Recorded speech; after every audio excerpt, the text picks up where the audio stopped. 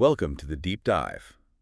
Today we're going to try to understand the forces that shape the business world. Oh, cool. You can kind of think of it as a crash course, right? In all the things that make businesses tick. Okay, yeah. Like the nitty-gritty, like microeconomics, Uh-huh. and then to the big picture stuff, like how society changes and how tech is like always pushing things forward. Yeah, always changing.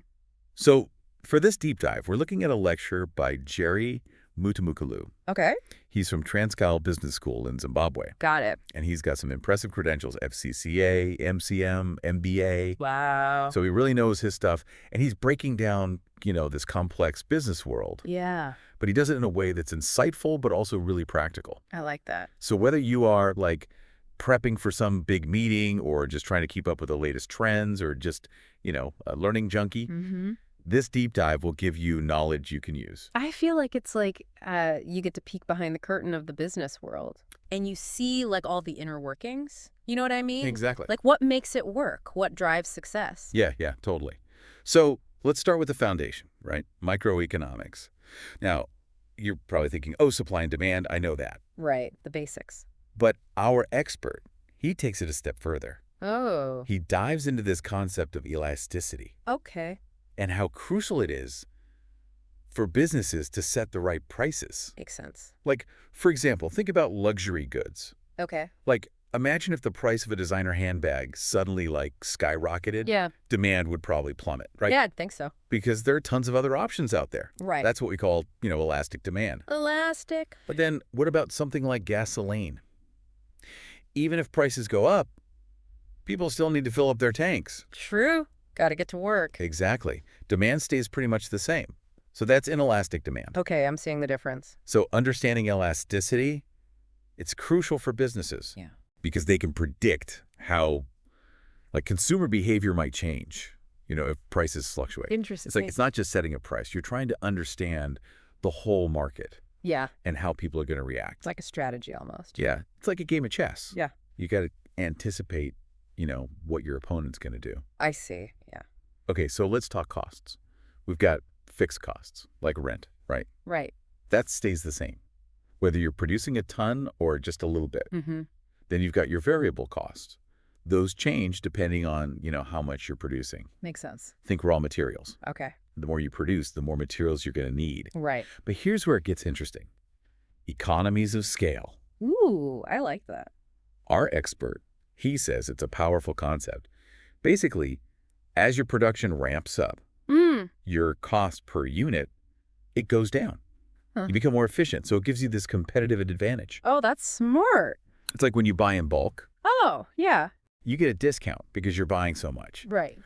But our expert also warns against, getting too big too fast. Oh, okay. You can fall into what's called diseconomies of scale. Diseconomies of scale. Exactly.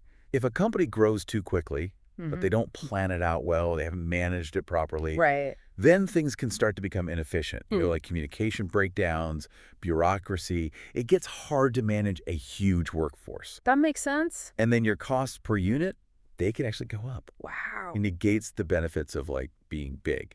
So it's about finding the right balance.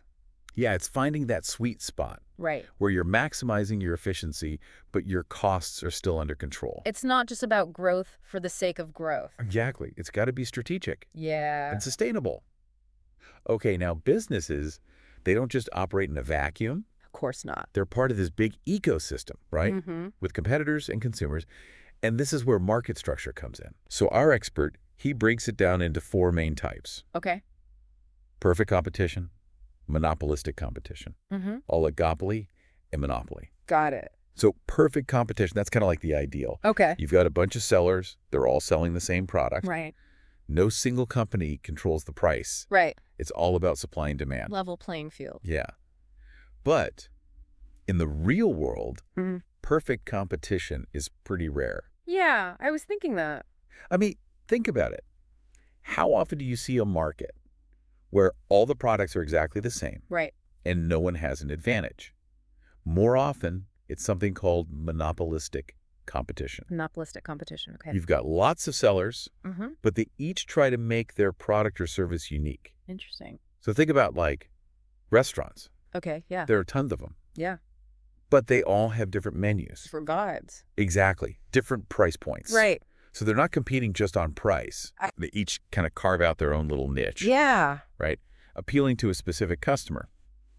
Okay, then we've got oligopolies. Oligopoly. That's where a few big companies, they kind of dominate the market. Oh, okay. Think about the airlines. Right. There are just a handful of major players. Yeah, pretty much. It's tough for new airlines to break in. Big barriers to entry. Exactly. It's like a high-stakes game. Yeah. And these big players, they have a lot of influence. Yeah. On the prices, on the market dynamics. Not very competitive. It's very different from that perfect competition ideal. And of course, we've got monopolies. Right. One company controls everything. The whole market. Like in some utility companies, Mm. They control essential services like electricity or water. Right. Monopolies, they can be tricky Yeah. because they can stifle innovation. Right.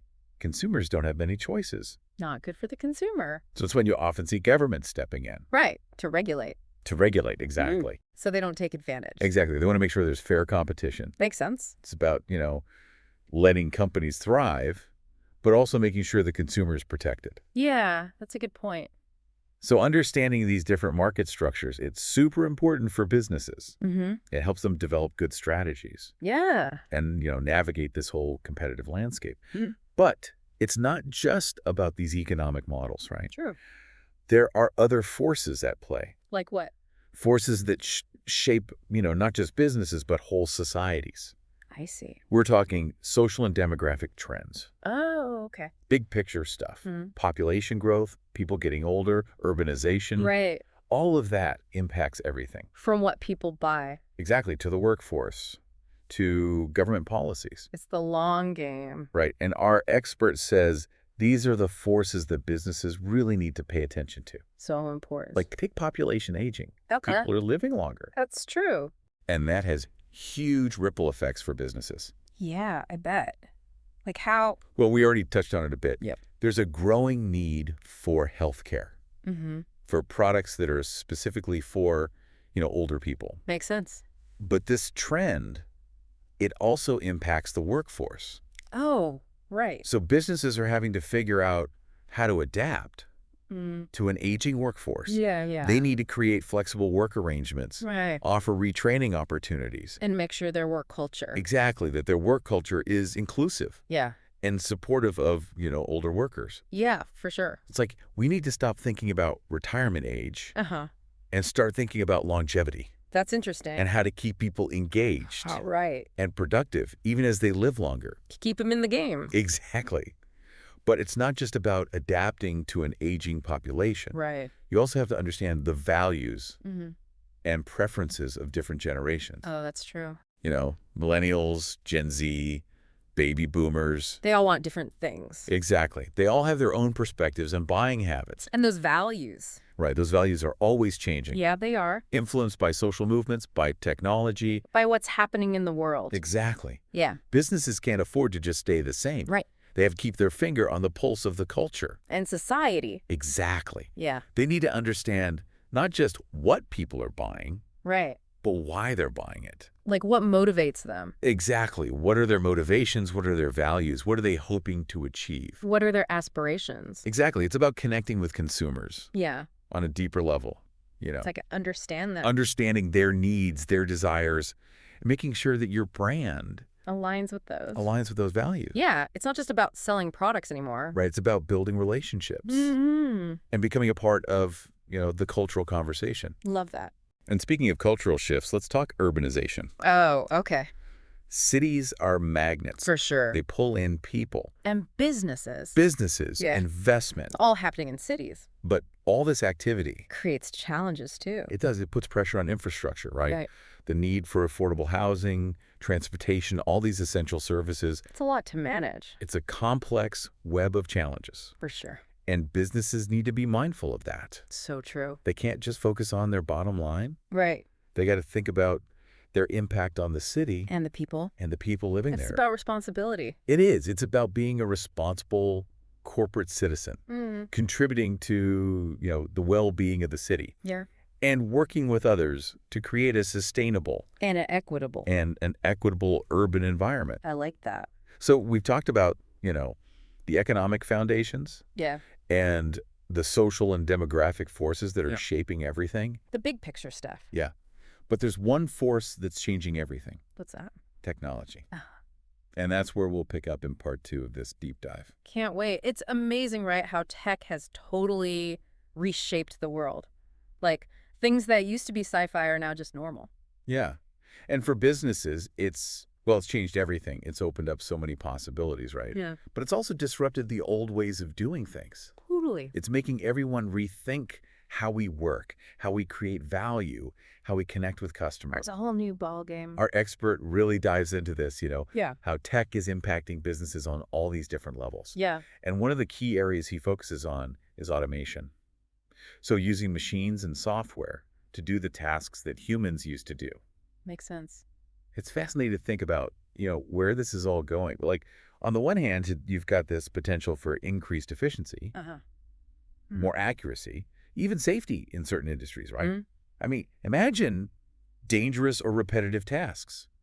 They're all handled by robots. Right. And that frees up human workers to do, more creative stuff. More fulfilling work. Right. So that's like the optimistic view. Yeah. And I think there's definitely some truth to that. But then there's also this worry about job displacement. Oh, right. Like, what happens to all the people whose skills are no longer needed? Exactly. Like, where do they go? What do they do? It's a big question, right? Yeah. And I think it really highlights this need for lifelong learning, Oh, for sure. for adaptability. Right. We got to equip people with the right skills to succeed in this world where tech is constantly changing the game. Yeah, and it's changing so fast. It is. It's really rapid. And it's not just about learning specific tech skills either. Yeah. It's about critical thinking, problem solving, creativity, all those things that make us human that machines can't replicate. Oh, yeah. I see what you mean. So it's about finding that sweet spot, that Yeah. synergy between human ingenuity and all these technological advancements.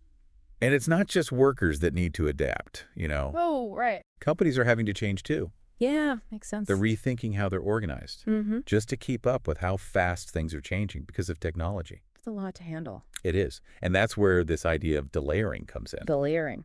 Our expert explains that companies are getting rid of layers of management. They're becoming leaner, more agile. So they can respond to change more quickly. Exactly. In this fast-paced, tech-driven world, the old top-down hierarchies, I can really slow things down. yeah, they can be bottlenecks. And decisions need to be made fast. Information has to flow freely. It's all about speed. It is.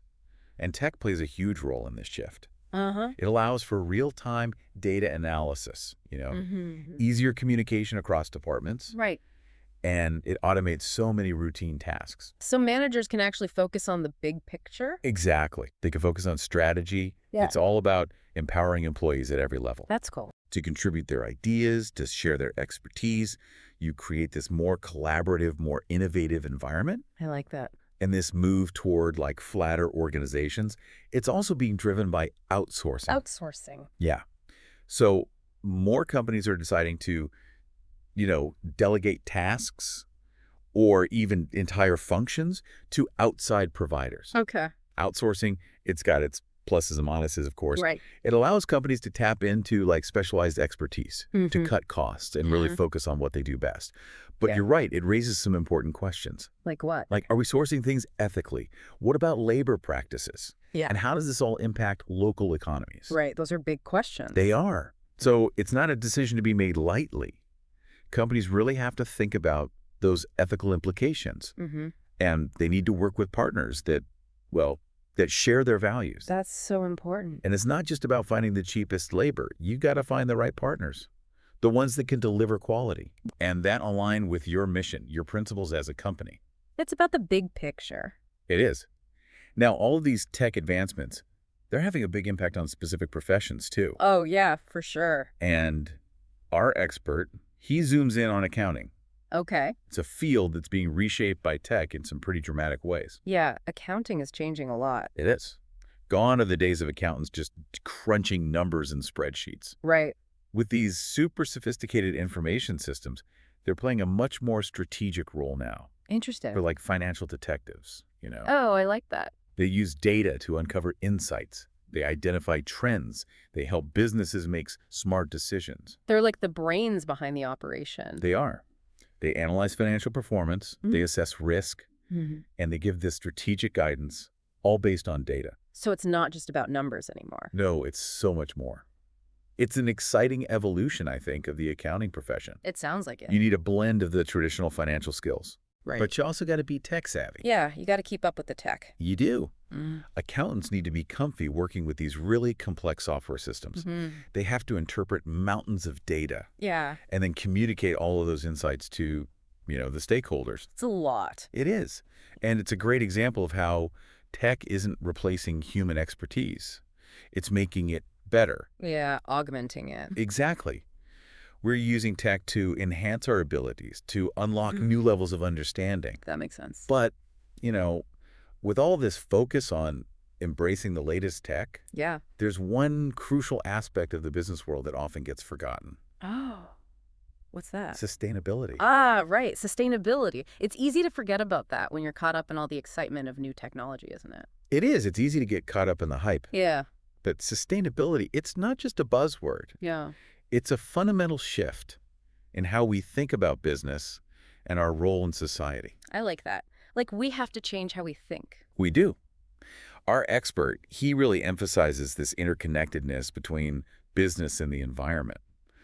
Businesses have this undeniable impact on the planet Yeah, of course.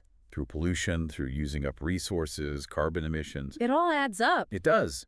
We can't ignore our ecological footprint anymore. Definitely not. And the consequences of ignoring it are becoming, they're getting harder to ignore, Like, what kinds of consequences? like climate change, Oh, right. extreme weather, loss of biodiversity. It's scary. There are all these reminders that we have to do things differently. We can't keep going the way we are. We can't. And sustainability, it's not just about reducing our negative impact. It's about actively finding ways to create a positive impact. To make things better. Exactly. Sustainability is bigger than just reducing waste and emissions, Yeah. It's about rethinking our whole approach to business, from how we design and manufacture products to how we manage our supply chain, to how we connect with our customers. It's a big change. It is. It's about finding creative ways to create value Yeah. while also protecting the environment and, benefiting society as a whole. Finding that balance. I like that. So how are businesses actually doing this? What are some of the concrete steps they're taking? Good question. Our expert highlights a few key strategies. One is reducing waste.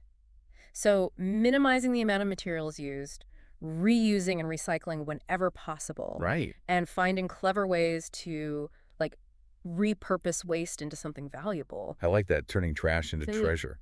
So it's about being resourceful, right? Yeah. Being efficient and keeping things out of landfills. Sure. And it's about getting customers involved, too. Oh, right. Encouraging them to recycle, to reuse, to really think about the choices they're making. To be more mindful. Exactly. Another strategy is switching to renewable energy, Oh, okay. like solar, wind, hydropower. Companies are investing in these to rely less on fossil fuels. Yeah, that makes sense. And it's not just about cutting emissions. Yeah. It's about creating this energy future that's more resilient, more sustainable. And it's good for business, too, right? It often is, especially as the cost for renewable energy keeps going down. Right. And then there's this really interesting concept of a circular economy. So it's about moving away from this old linear model, take, make, dispose. Yeah, I know that model. Not great. It's not. So instead, you embrace a closed-loop system Closed loop. Okay. where materials are kept in use for as long as possible. Oh, I see. So instead of things ending up in a landfill, they're designed to last longer. Yeah, exactly. And to be repaired. Yes, and recycled. So materials are constantly, circulating. That's cool. It is. You reduce waste, and you don't have to keep digging up new resources. That's a really holistic way of thinking about sustainability, huh? It is. You consider the entire life of a product, and you try to minimize the environmental impact at every stage. I like that. It's thinking long term. It is.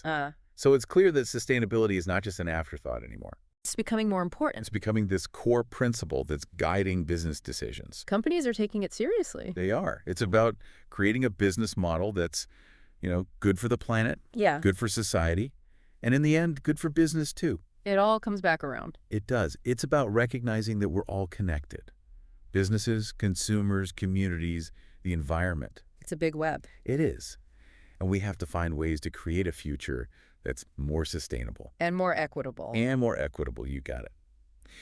Well, that leads us to the final part of our deep dive, where we'll look at some key takeaways from this lecture Okay. and consider what it all means for you, the listener. So in this deep dive, we've really explored, a lot of these forces that shape the business world, We have. from microeconomics to those big social trends to all these technological advancements. Right. It's clear that, well, businesses are facing a landscape that's always changing, that's complex. Absolutely. And it's, like you said earlier, everything is so connected. You can't just look at tech on its own. Right. You got to think about the social stuff, the economic context, It's all intertwined. and sustainability. Well, that's not optional anymore. Yeah. It's got to be a priority. If Yep. businesses want to make it in the long run, they got to be sustainable. It really feels like a giant puzzle, doesn't it? All these pieces, they fit together, Yeah, it does. and they create this bigger picture of the business world. And like our expert was saying, sustainability is becoming a key piece of that puzzle. It's not just about doing less harm. It's about actively making a positive impact Right. On the environment. on the environment, on society. Yeah, totally. And you can see this shift in how companies are approaching it. They're not just focused on reducing waste and emissions. They're doing more. They are. They're thinking outside the box. Like, think about the fashion industry. Okay. Some companies are experimenting with new materials, like stuff made from recycled plastic or organic fibers. And others are, trying to create those closed-loop systems to cut down on textile waste. That's awesome. Yeah. It's encouraging to see those kinds of changes happening. And it's not just because they're being altruistic. No, not at all. Consumers are demanding it, right? Yeah, they are. They want sustainable products. Sustainable practices. They want to support companies that share their values. Absolutely. And that's a really crucial point. It is. Sustainability is becoming a competitive advantage, Oh, yeah. I see that. Companies that, really focus on ethical sourcing, being environmentally responsible, having a positive social impact, they're attracting a whole new group of customers, the conscious consumers. Right, the ones who care about those things. Ones who are willing to spend more for products and services that, reflect their values. Yeah. And the companies, they benefit too. Oh, yeah, for sure. They get more loyal customers. Their brand reputation gets better. It's a win-win, really. It is. Businesses get what they want, and customers feel good about supporting companies that are, actually trying to make a difference. But it's not always easy for businesses to, figure all this out. I can imagine. There's so much information out there. Yeah, it's overwhelming. It can be hard to know where to start. Where to begin? And that's why our expert really emphasizes, transparency and accountability. Oh, Companies, they got to be upfront about their sustainability goals, how they're measuring their progress, what roadblocks they're hitting. right. Be honest about it. Yeah, because that honesty builds trust. With consumers. With consumers, yeah. Yeah. With investors. And it helps to drive real change across entire industries. It's about walking the walk, not just talking the talk. Consumers can spot BS a mile away. They can, can't they? They're smart. They are. They know when a company's just trying to greenwash. Exactly. So it has to be authentic. And it's not about, being perfect from the get-go. It's about getting better over time, setting big goals and being open about the journey. So for the listener who's, maybe feeling a little lost in all of this, Yeah. what's the most important thing to take away? I'd say stay informed. Stay informed. Okay. Stay engaged. Learn about the issues, ask questions, and support the businesses that are taking this seriously. Right. Put your money where your mouth is. Exactly. As consumers, we've got a lot of power. We do, through the choices we make. We can vote with our wallets. And if we work for a company, we can push for change from the inside, encourage sustainable practices, make sure decisions are made with the long-term impact in mind. It's all about realizing, that we're all in this together. Right. Our choices, big and small, they have ripple effects. And if we work together, we can create a future that's better for everyone, more sustainable, more equitable. So well said. This deep dive, I think, has given us a lot to think about, a lot to learn from, Yeah. a lot to act on. The business world, it's dynamic. It's challenging. It's full of possibilities. And if we understand the forces that are shaping it all, we can navigate it better. Be more intentional. Exactly. And have a real impact. Absolutely. It's an exciting time to be involved in business. It is. So much opportunity to innovate, to create value, to make a positive difference. Couldn't agree more. So let's embrace the challenge, stay curious, and never stop learning. Great advice. Thanks for joining us on The Deep Dive.